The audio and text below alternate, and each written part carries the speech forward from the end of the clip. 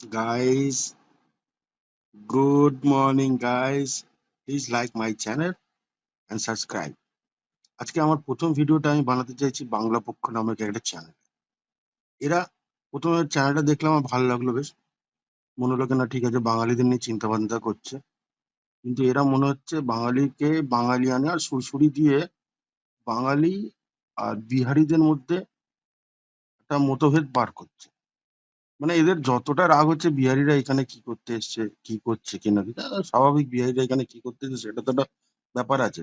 কিন্তু তারই পার্টির লোকরা ওই বিহারিদের ফুটপাতে দোকান করতে দিয়ে 50,000 টাকা দিচ্ছে, ফুচকার দোকান বসাতে গিয়ে 20,000 টাকা নিচ্ছে।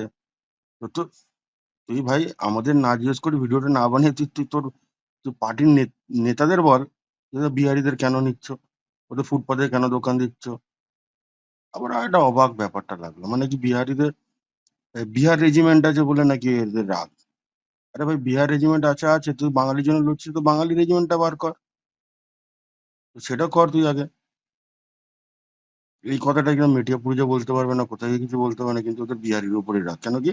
বিহারিরা ফুচকার দোকান দেয়, ছোট দোকান আছে, কানে করে চড় মেরে দিলে কেউ কিছু বলতে পারবে না, ওদের পেছন লেগে থাকে। কিন্তু এই টিএমসি পার্টির মধ্যে কত বিহারি নেতা মন্ত্রীরা বহিরাগত গুলো আছে, তার ব্যাপারে কোনো কথা বলতে চাইছে না।